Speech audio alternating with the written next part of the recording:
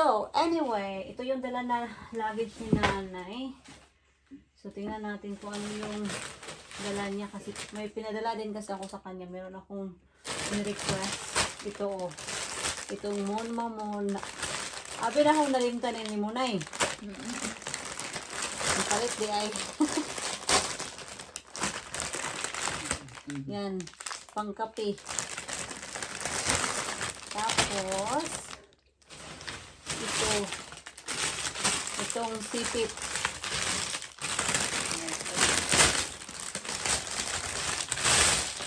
Yan. Ang tanong, asa ba nato na ibitay? Anyway, we will find a way. Kasi mas maganda kasi ba na inipit-ipit mo lang yung mga damit ng baby. Ay, tulog ay ka bukay mo ditalit. Kung ano man itong ingon?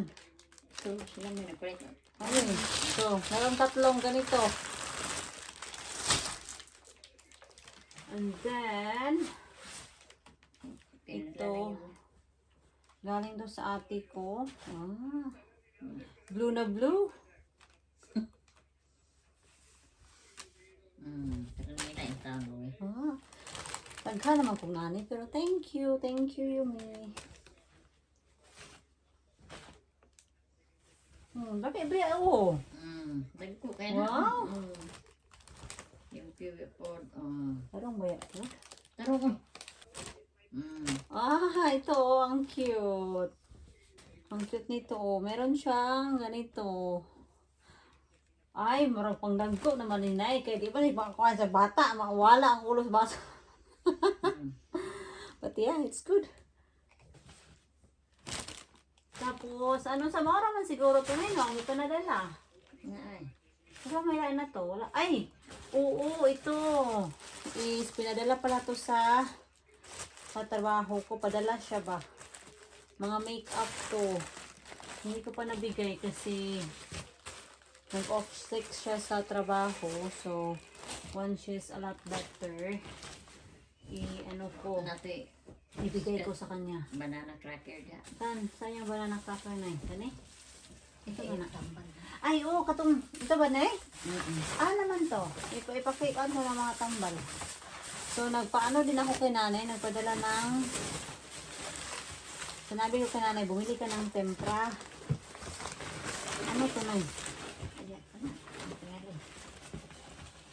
Ay, kuha na ka ng haplas na bata lang. Ito mga mansanilya. Mo na din ikuan karon sa mansanilya na eh. Hindi na day katong muraog. Hindi na day katong glass. Plastic na siya. Ano yan, timpra? Anari, timpra. Wala naman yung timpra din eh. Karang mga sigatin niya. Hala, nakalimutan na naman nila yung timpra. Ay, naku naman tong mga to na parang ata nila. Ay. Wait lang. Ay, nandito pa. Meron pang isa oh. Ito, maganda tong kulay na to. So, 4. Wala na eh.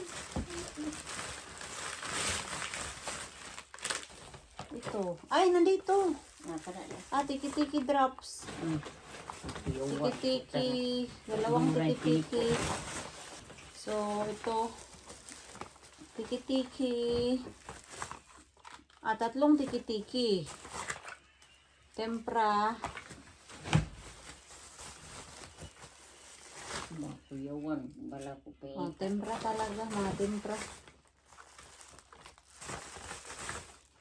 Ano itong isa? Kaasan na yun? Castoria! Castoria. Tapos, meron din dito. Ang dami nito na yun. Ay, ang daming banana cracker. Banana chips. Na-expired ba siguro ni nanay? Daghan ba ni nanay? Ang dami. Ilang pila to kapakete na eh? 1, 2, 3, Abi na 4, 5, 6, 7, 8, 9, 10, 11, 12, 13. 12. Yan ata, parang 13 or kung tama ba yung bilang ko. Ay, man ng banana chips.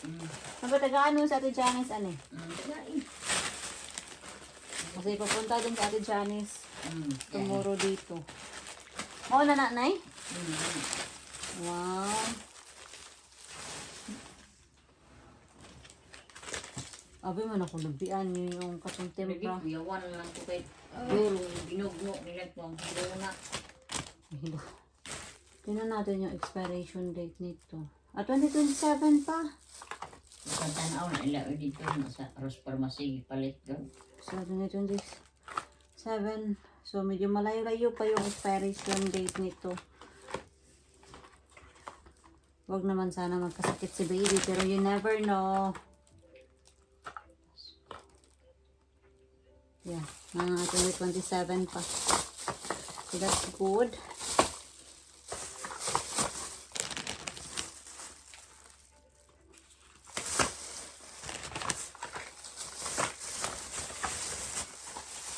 Lagay natin dito sa Ang hatlas ato. Ang hatlas. katong kuan na katong mansanilya. Ang sinilya ko pa ng Kasi tinikampor. ito na daan sa. And then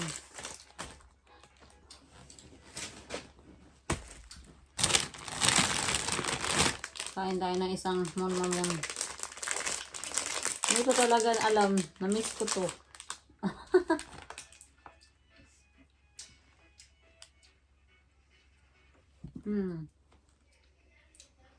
Sarap.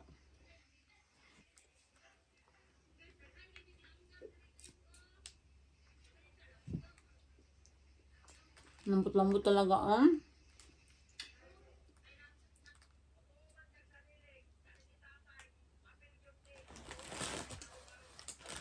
So anyway, yun lang yung dalang ni nanay. Binabaw ko na din yung isang luggage ni nanay dito. Galing to sa loft ito.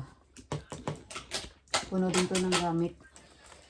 Pinababa ko actually kay Jan kasi nakalimutan ko siyang ipababa nung before pa pumunta si nanay dito. Sorry.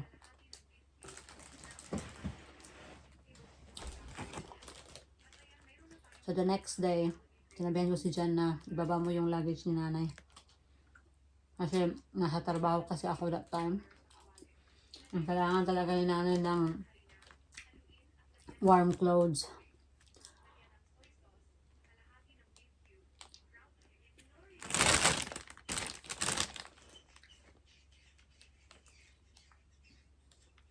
$5:60 na dito ng gabi. At hindi pa din nakauwi si Jan. Mag-message yun. Or makikita ko naman siya if he is on his way. Kasi natatrack ko naman. Ay naku mga loves, ang kusina amoy seafood talaga. Kasi kanina si nanay nag-breakfast siya ng crabs and anong tawag nun? Lobster. Naamoy ko pa din talaga. Si Jan sasabihin yun. Very fishy. Anyway, magkakapi lang kami. Oh, I need to prepare their lunch as well. Yung lunch ni na Jan at Steve. Kasi aalisin kami tomorrow ni nanay kasama si Ate Janice. Ito na yung lunch ni na Jan tomorrow at Steve. So, lalagyan na natin ng cling film.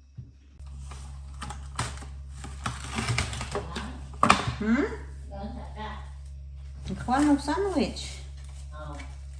Para ugma nila ni Jan o Steve. Wala, di pepper sa daan.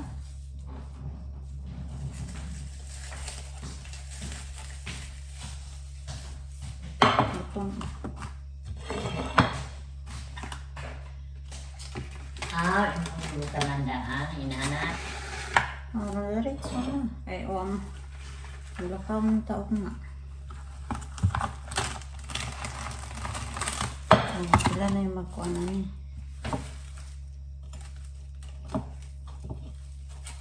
Mura na lang pag ganito.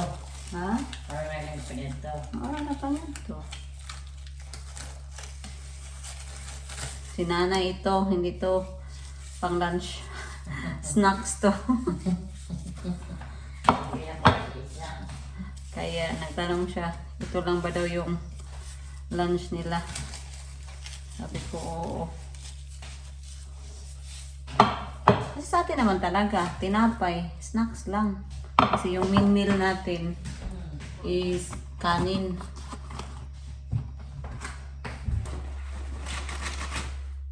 Hindi talaga matanggal-tanggal yung mansya ba. So yung collar sa shirt ni John, meron siyang mansya sa sunscreen. Nag-yellow siya ba.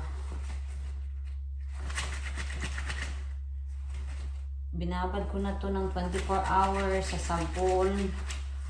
Using ito, hindi naman talaga effective itong stain remover.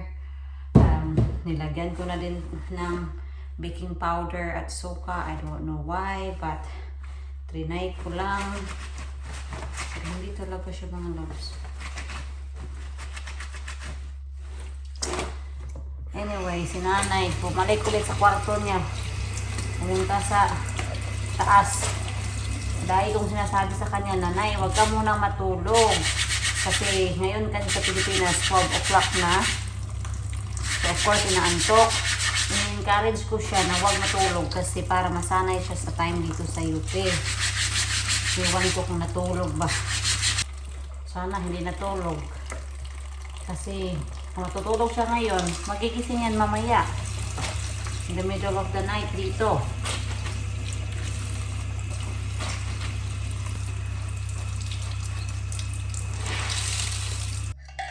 Si nanay pala kahapon, pumunta siya kila Ate Divina. And meron na naman siyang bit-bit na mga loves, mga clothes. Sabi ko para sa kanya, nakala ko para sa kanya. Mga baby clothes or pambata. Hindi naman kasya sa anak ko to. Iwan ko. Yeah, pang little girl ba? Yan. Sabi ko, nay, saan natin to ilalagay kasi wala nang space. And kakarating pa lang niya, naghahakot na siya. Ewan ko, but I'm thankful kay Ate Divina na binigay niya to. Pero si nanay, I said to her, mag-ano ka muna kasi wala tayong space. Lalo na sa mga drawer ko ngayon kasi sobrang puno ng talaga, clothes ng anak ko. Tulog na si mother.